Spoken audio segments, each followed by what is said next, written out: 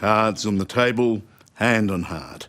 I have to be upfront and admit that this story is personal. You see, it's a story of my birthplace, Scotland, and the historic decision it must make in September.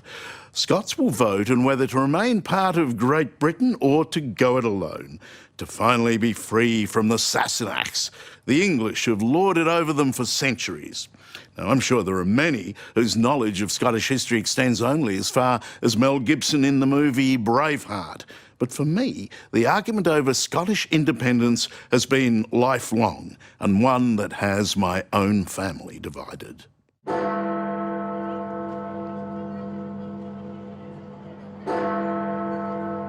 After centuries of violent struggle, the relationship has come down to this. Scotland the brave now wants to be Scotland the free, free from English Westminster rule.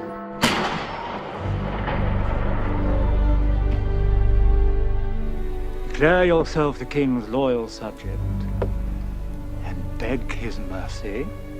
The great Scottish patriot William Wallace was infamously hanged, drawn and quartered by the English 700 years ago, fighting for the same cause.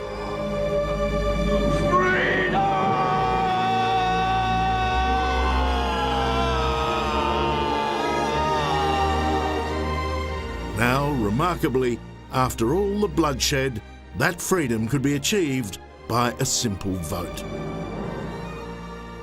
Fiona, it's a simple question on September the 18th. Can you word it for me, please? Should Scotland be an independent country?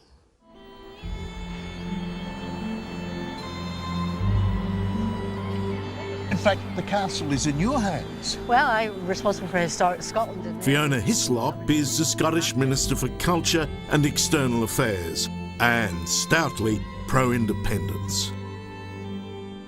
And that wonderful motto of Scotland, Nemo me impune lacessit, which means? In Scots, it's whar dar meddle with me, and nobody mess with me with impunity, and don't think you can have a go at me without retaliation.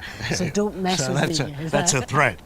Well, I think it's a challenge. That's a promise. I think it's a challenge. I think it reflects the spirit of Scotland in that we will stand up on our own 2 feet.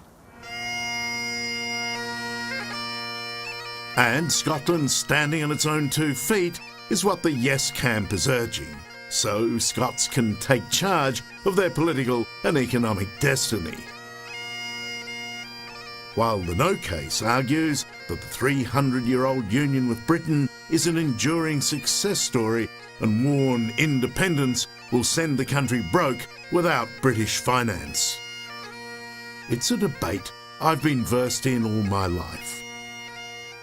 That's me at 3 years of age, shortly before I left Scotland for Australia with my dad Charlie and my mum Ella.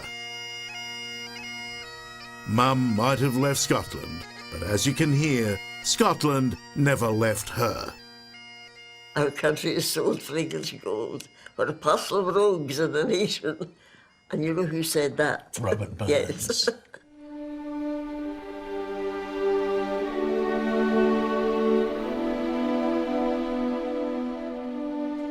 Like so many Scots, we left home for the promise of a better life. But saying goodbye to the Isle of Arran almost broke my mother's heart. Oh, it was very, very sad. And your relatives got up on top of the hill there, didn't they? Yes, the McKelveys were out with a big sheet waving it, and it looked the size of a pocket handkerchief, and it was really very sad. I said to Charlie, I feel like jumping overboard and swimming ashore.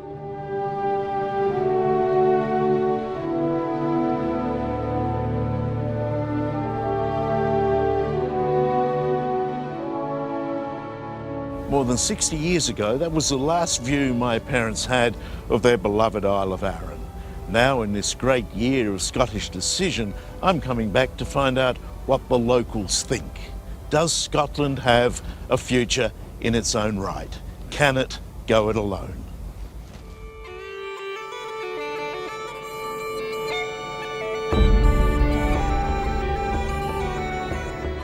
On the west coast of Scotland, this beautiful island is a wonderfully romantic place and over thousands of years a hotly contested piece of real estate.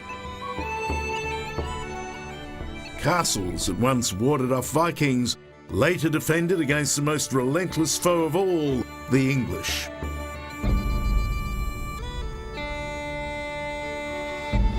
Today, the main town is Brodick. And there at its centre is the bakery bearing my family name. So this is Wooley's most famous product. It is, yes. This is the traditional Wooley's iron oat cake. Not mucked around with, not trendied up. No, just basic ingredients. Matt Keir now owns a business with his dad Lindsay, who is a battered baker after a recent fall. A little slip and a little trip, and my face is looking like this. So not a run-in with a yes voter. Not a run-in with a yes voter, although I'd love to say it was. But no.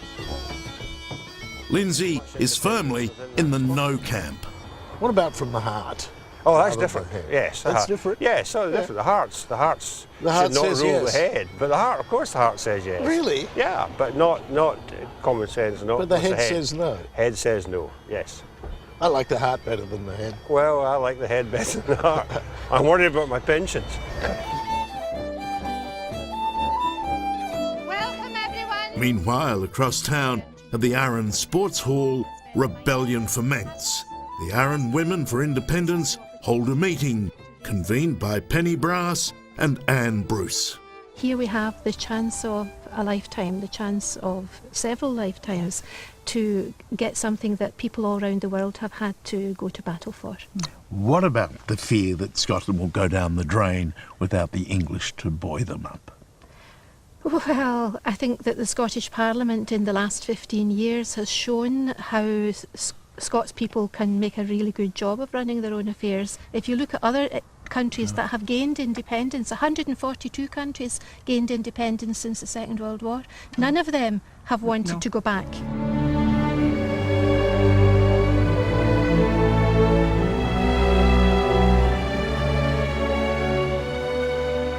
If you've got anything of the Scot in you, you can't help but respond to the beauty of a Highland glen. And I must say that standing here, I have a strange, almost an uncanny feeling of belonging. And then when I put on the kilt and my family tartan is the McGregor, well, then you have to excuse an old reporter if he shows just a wee bit of bias when he cries, "Freedom!"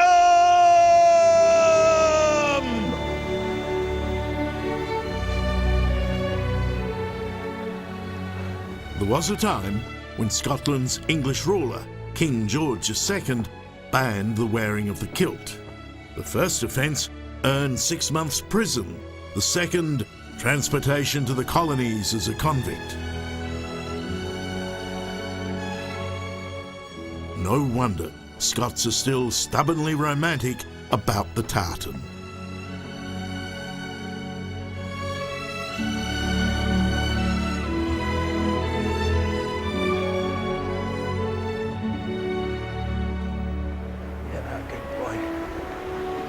Oh, Charles. Hello, cousin. The people you meet when you're out rambling in the Highlands. Ian Small is my first cousin, a passionate Scotsman and a proud kilt wearer. And it's nice to see you with the tartan on, Charles. I'm wearing the modern McGregor. Yep. And you're wearing your tartan, Yep. which is... The ancient Murray of Atholl. And that's my mother's tartan. That's your mother's tartan. Ian not only looks splendid in a kilt, but he's a man of many talents. Your first attempt at a caber, how do you think? I think, what the hell does it weigh? About 65 kilos, nothing to a man of your standing. Come on, Jim. I'm feeling a little Let's show him how to do it. I'll give you a hand. Ian is Arran's caber tossing champion. Just before we get any further, what is the point of this? It's because we're real men in Scotland. Right, okay. We are called men. And we don't wear anything underneath the kilt. Freedom! Right, away you go, Charles. I'm off. I would hate for it to land on top of you. So we go down, pick up.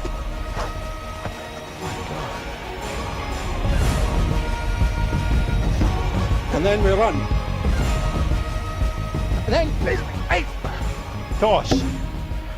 Sadly today, Ian failed to flip the caber.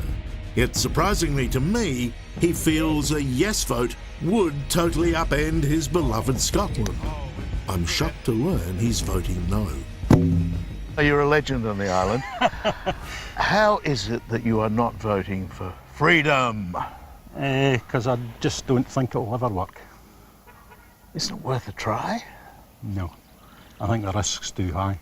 But it's a romantic idea, isn't it? People are going to get carried away with the romance. I mean, we're not going to have a navy, we're not going to have an army, we're not income tax system. I mean, it's just endless the things that can go wrong, and where are we going to find the money for it? It's not going to work. I don't think, personally. Well, what are you going to say to your auntie, Ella Wooley, if this is lost by one vote and it's your vote? I think I could live with that. Quite easily live with it. Do you think? I would apologise to her.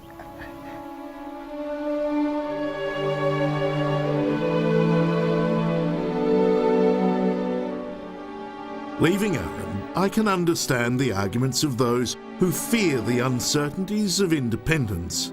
But I suspect my mind was made up years ago by my fiercely patriotic mother, who at 97 and surely nearing the end of her long exile, says she only lives now in the hope that Scotland will finally achieve its freedom.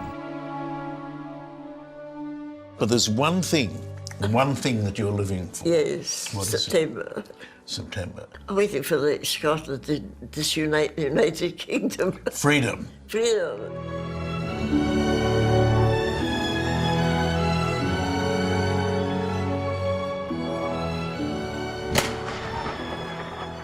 It's let the genie out of the bottle, and yes or no, in September, Scotland is never going to be the same place again. Are all Scottish women as feisty?